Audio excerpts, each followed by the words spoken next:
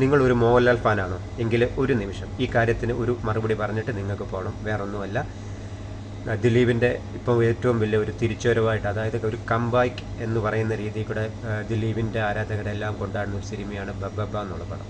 അത് റിലീസിങ് ഡേറ്റും കാര്യങ്ങളും എല്ലാം മൂവി ടീം പ്രഖ്യാപിച്ചിട്ടുണ്ട്. അതിനോടനുബന്ധിച്ച് അതിനകത്ത് ഏറ്റവും വലിയ പ്രത്യേകത എന്താണെന്ന് വെച്ചാൽ നമ്മുടെ ലാലേട്ടൻ മോഹൻലാൽ ഒരു ഗസ്റ്റ് അപ്പിയറൻസ് വരുന്നുണ്ട്. ഒരു അടിപൊളി സീനിൽ കാര്യങ്ങളെല്ലാം നമ്മൾ ട്രെയിലറിൽ കണ്ടായിരുന്നു, നിങ്ങൾ കണ്ടു കാണും. ദിലീപിൻ്റെ കംബാക്ക് എന്നതിനപ്പുറം എല്ലാവരും പ്രതീക്ഷയോടെ ലാലേട്ടൻ ഒത്തിരി നാളുകൾക്ക് ശേഷം ചെറുതായ ഒരു മീശ വിരിപ്പൊക്കെ നടത്തിയുള്ള ഒരു സീനാണെന്ന് തോന്നുന്നു. ഒരു മാസ് സീനും കാര്യങ്ങളും എല്ലാം നമ്മൾ അതിൻ്റെ അകത്ത് ട്രെയിലർ കണ്ടിട്ടുണ്ടായിരുന്നു. പക്ഷേ അപ്പോൾ എൻ്റെ ഒരു ചോദ്യം എന്നാന്ന് വെച്ചാൽ, ദിലീപും ലാലേട്ടനോട്ടുള്ള സീനിൻ്റെയൊക്കെ നമ്മൾ കണ്ടിട്ടുണ്ട്. അവർ രണ്ടുപേരും ഒരേ കോസ്റ്റ്യൂമിൽ വരുന്നതും ആ നടപ്പും ആ വണ്ടിയിലുള്ള ഇതെല്ലാം കണ്ടിട്ടുണ്ട്. അപ്പോൾ എനിക്കൊരു സംശയം എന്നാന്ന് വെച്ചാൽ, ഈ സീനുകളിലെല്ലാം അല്ലെങ്കിൽ ഈ സിനിമ കണ്ടു കഴിഞ്ഞിറങ്ങുമ്പോൾ ലാലേട്ടൻ മാസ് സീൻ എന്നാണ് നമ്മൾ പറയുന്നത്, അതോ ദിലീപിൻ്റെ മാസ് സീൻ എന്നാണ് നമ്മൾ പറയാൻ പോകുന്നത്? ലാലേട്ടനും ദിലീപുള്ള ആ സീനിൻ്റെ അകത്തെല്ലാം ഏറ്റവും കൂടുതൽ കയ്യടി ആരായിരിക്കും നേടുന്നത്? എന്തായാലും ദിലീപിൻ്റെ ഒരു കംബാക്ക്, ഒരു വമ്പൻ ഒരു കംബാക്കിനുള്ള ഒരു സിനിമയാണ് ബബ്ബ എന്ന് ഒരു സംശയമില്ല.